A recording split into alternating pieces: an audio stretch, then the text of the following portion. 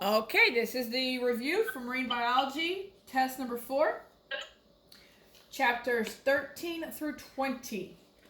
Okay, chapter 13, organisms that live in the intertidal zone. What kind of difficult situations do they deal with? Decision. Not decision, but it's close to that word. Yeah, I know what it is. It's like drying out. Yeah, that's right. So desiccation. That's right. Good job, Colin. Desiccation. Very good. All right, we got desiccation. All right, so that's really all I need you to know for 13. Nice and simple. 14. Drowned river valley estuaries. Drowned river valley estuaries. What were these formed by? So let's think about it. If they were drowned river valleys.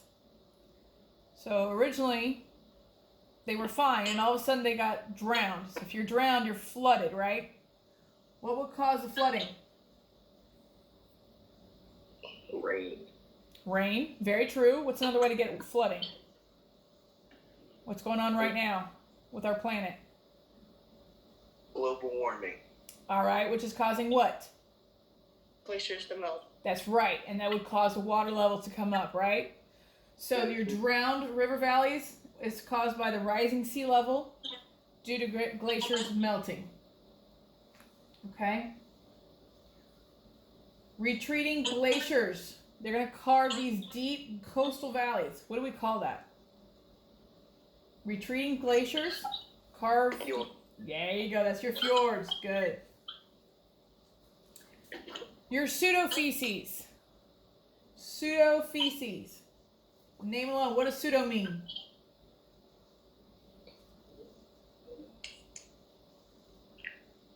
Large. No, pseudo means like it's pseudoscience. Some say psychology is a pseudoscience. Like science. Right, it's a fake science, right? It's not a real science. I'm not saying that's true. So pseudofeces, it's like a fake feces. So it's this semi-solid deposit of undigested material. So it's not full-blown fecal matter because you didn't completely digest it, and it's not fully solid. Okay?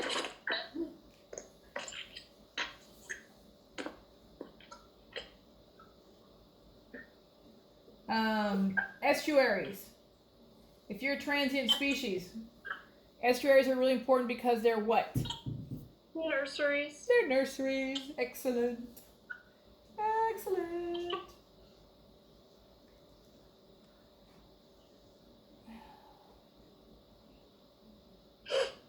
What? What's got the biggest impact on oysters and crabs? What's going to regulate the abundance of commercially available species like oysters and crabs? Overpoaching. AKA who? Humans. Yep. Good job, Eileen. Where do larval oysters attach themselves? Rocks. And hips. And other animals.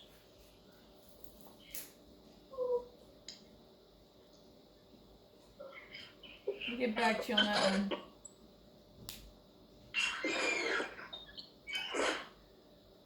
So believe it or not, yeah, give me 1 second on this one.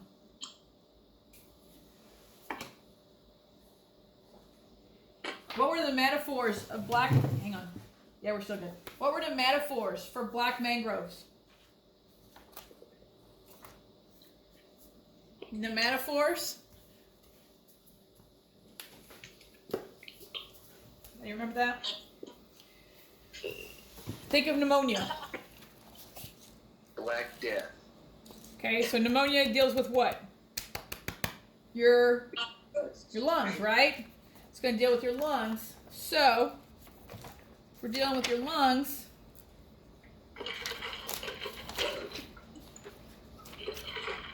where nematophores, that's a type of roots that are going to be coming up to get what? Waters. Your lungs help you get Air. air. So pneumatophores are aerial roots. They're going to come out to get actual oxygen.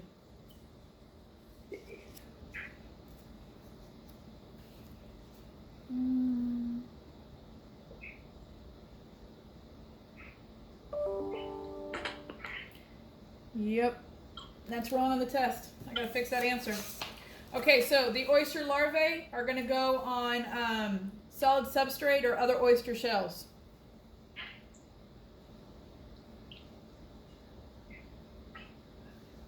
Okay. Hello? Hey! Who's there?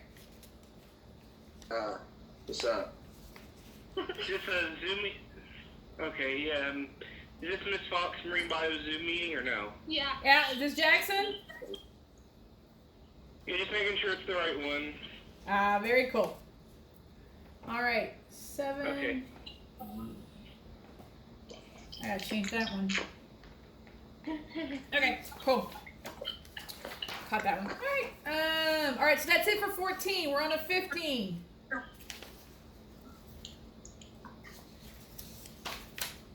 Chapter 15, coral reefs are biological organisms that can do what? What do coral reefs do? They reproduce. Right, but they're not the only ones. What's so special about coral reefs? They provide homes for other fishes. Yeah, they're going to provide a physical structure that's going to become a community, right? Right. All right, so the west coast of Africa and South America, they're in the tropics, but they don't have any corals. Why not? The high water, something with the water. Cold water. Yeah, those waters that hit them are coming from the Arctic water above, so it's really cold. All right, so you've got the cold northern flowing currents coming down and hitting them. Coral reefs are found very close to shore and continents. What do we call those? Fissure reefs. Fringing. They're on the fringe, right? On the edge. The fringing reefs. Very good. If you got a coral reef that's separated from land by a lagoon or a deep water channel in the middle, what do you call that one? Atolls. An atoll.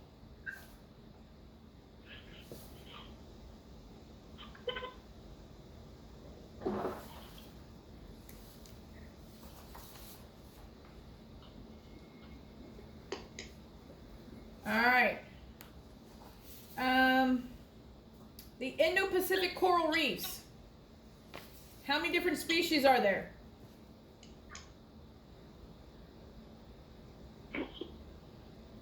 Which one do you think has more species? The Pacific Ocean or the Atlantic Ocean?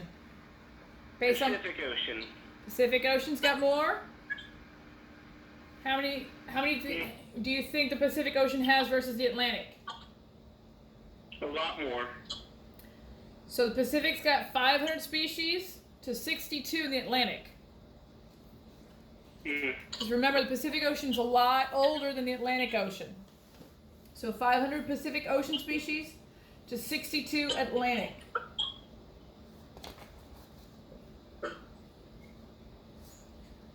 Coral reef invertebrates. Coral reef invertebrates. When do they eat? When they're hungry. Ha ha. What time of day, Colin? When would be a safe time? No.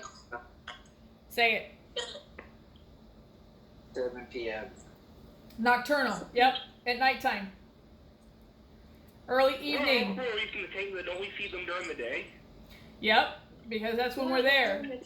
But at nighttime is actually the safest time for them to eat. During the nighttime. I just said early evening. Scratch that. It's nighttime, okay? During the nighttime. Why is it safe for them?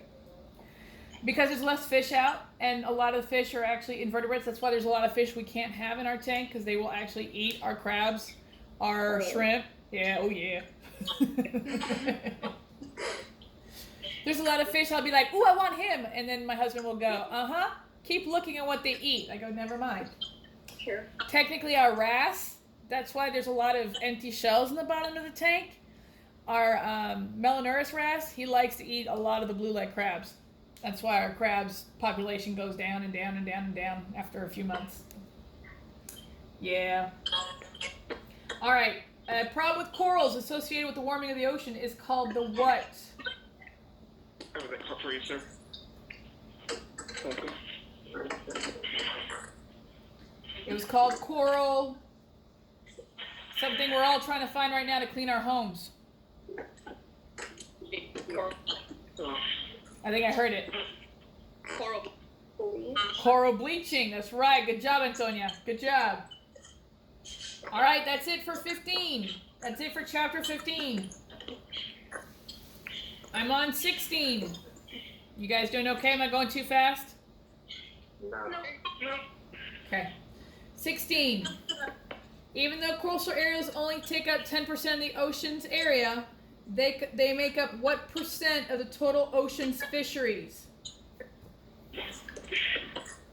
10 plus what gets you to 100? 90%. Yep. So even though the coastal area only takes up 10% of the oceans, that's where you find 90% of the fisheries.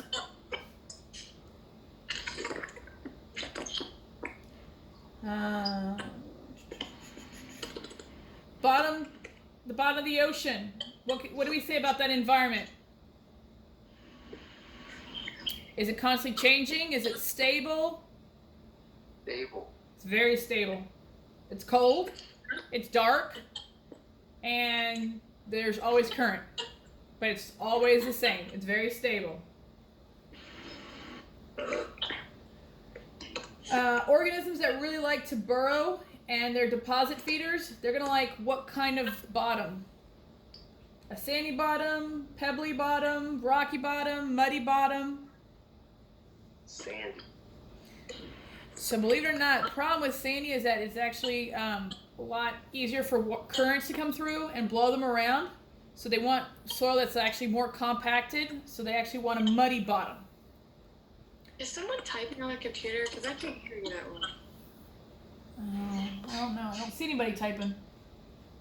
No. It just sounds like someone's typing. Like, what is it? We're good? Is that better? Okay. So that was organisms that are that like to burrow and are deposit feeders are gonna like a muddy bottom. Baleen whales feed on what? Really? Krill. Very good. I was about to say don't get that wrong. I'll cry. 50% of commercial fishing is going to take place where? Open ocean. Nope. Where at the very top of what? Where there's what coming up? There's a Nordic hint. zone. What? The Nordic zone? Think of Finding Nemo. There, you went to the drop off because you had a lot of what right there? Corals. Why do we fish at the top of a drop off? Because you have small fish that are going to attract the medium fish, and the big fish because the small fish were attracted to the. Starts with Open ocean. Colin! Something that gets brought up. Hint. Up. Upwellings. There we go. Schmack. Schmack, y'all. Wait, so what was the answer? Upwellings. 50% of fisheries are done right where there's upwellings. Okay. Hey, who eats kelp plants? Sea turtles. Nope. Turtles. Nope. We have it. Jellyfish. We have it in our tank. Long black spines. Long black spines. The urchins. Yes. Remember, the sea otter population went down, the sea urchin population went up, and then the kelp forest got completely destroyed because the sea urchins were eating all the kelp. You don't remember that? I do now.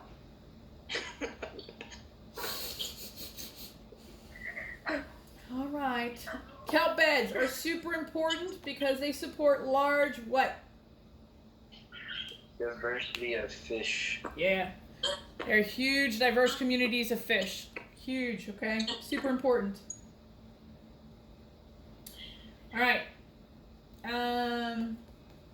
Sea urchins kept in check. What population? Do not get this wrong. I just said it. Otters.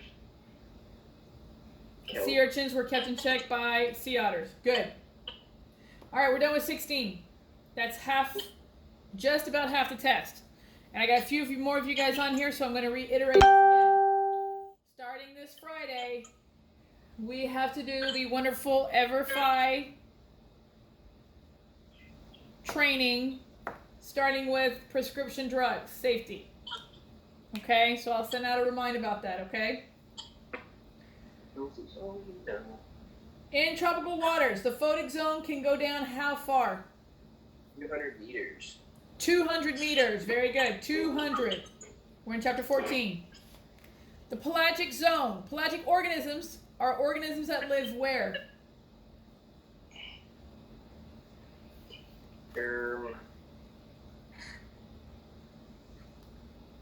In the water column.